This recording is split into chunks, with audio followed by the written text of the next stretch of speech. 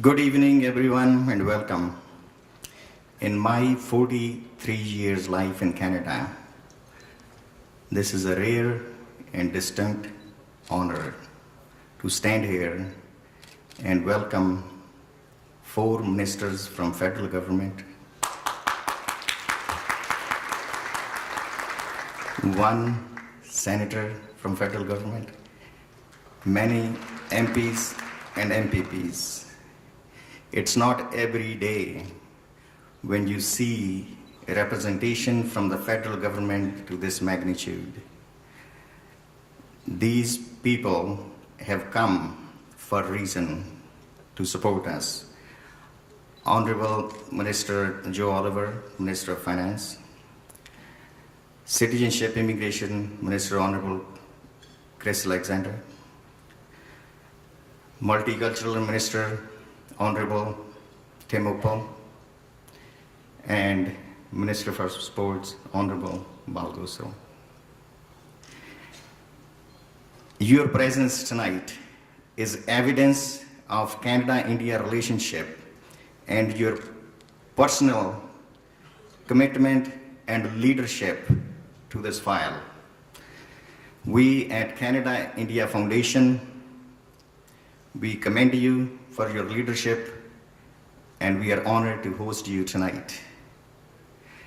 As a national convener of this great foundation, I convey thanks from all my members for your presence tonight. Canada-India Foundation was conceived in 2007 by a group of successful, brilliant, and visionary business leaders and professionals. Among many things in common, the top 2 were unconditional love for Canada and India, second one was a genuine desire to help their both countries, Canada and India. I add, without self-gain. These brilliant visionary leaders do not hope for self-gain. The presence of all our members here also shows our strength and unity of our foundation. Founding members like Surjit Babra, founding chair Surjit Babra ji, he is in the process of buying Heinz plant in Leamington, and he is trying to save many, many hundred jobs.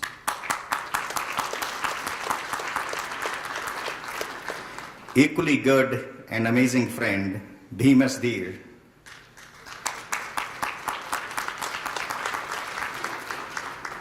the founder of Excel Fund. Over the last 16 years, he has taken the fund's asset to $1.5 trillion. You heard it right, $1.5 trillion. These are Canadian success stories, and we thank these people.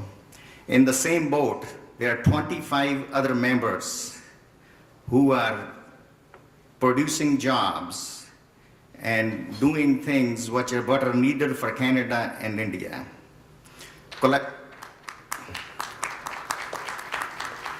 Collectively, our group of visionary leaders, we are creator of many, many thousand jobs in Canada. This is the reason, my friends, we are called high energy, high achiever, motivators, prosperity maker, and job creators in Canada.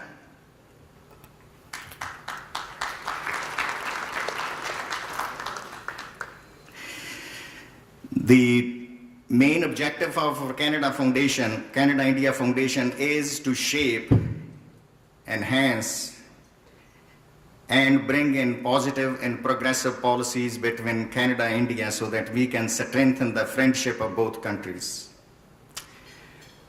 We all know that there are barriers, inhibitors to the trade, cultural and educational exchanges. Our job, our role, my dear friends, is to reduce and eliminate the negative and regressive policies which are standing in the way of trade, education, and cultural exchanges between two countries. We work closely with our friends in Parliament. Our chair, Dr. Lakshman, has explained one way how we achieve our objective, that's organizing theme-based forums. The second avenue we follow is our friendship with parliamentarian.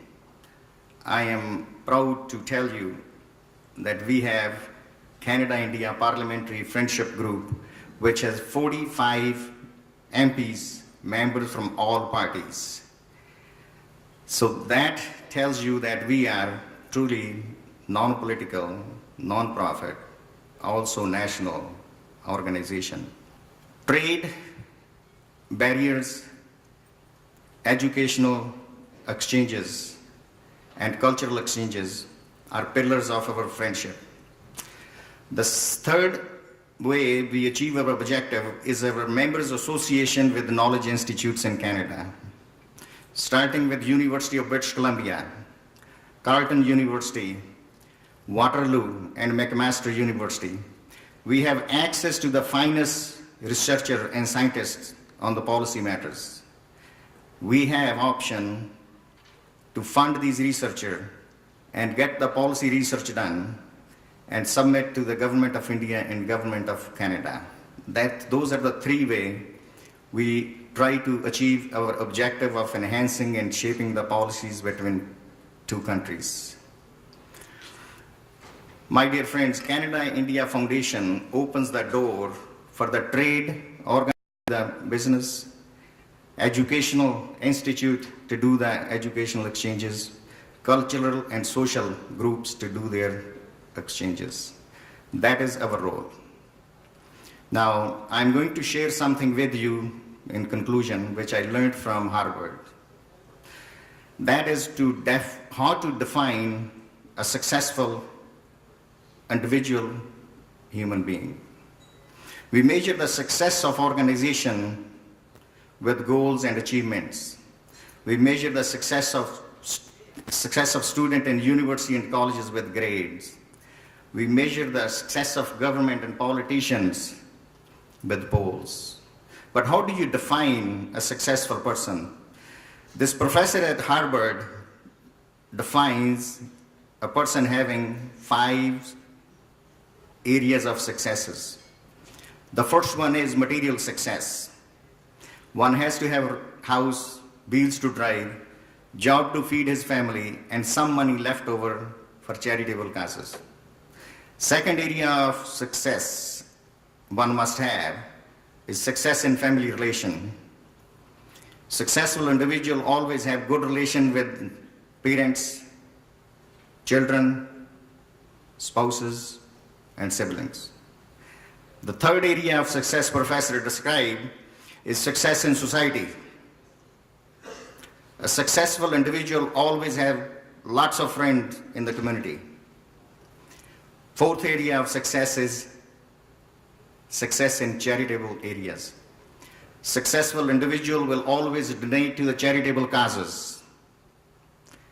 Fifth area of success, success in spirituality. Successful individual always believes in God or some form of supernatural power.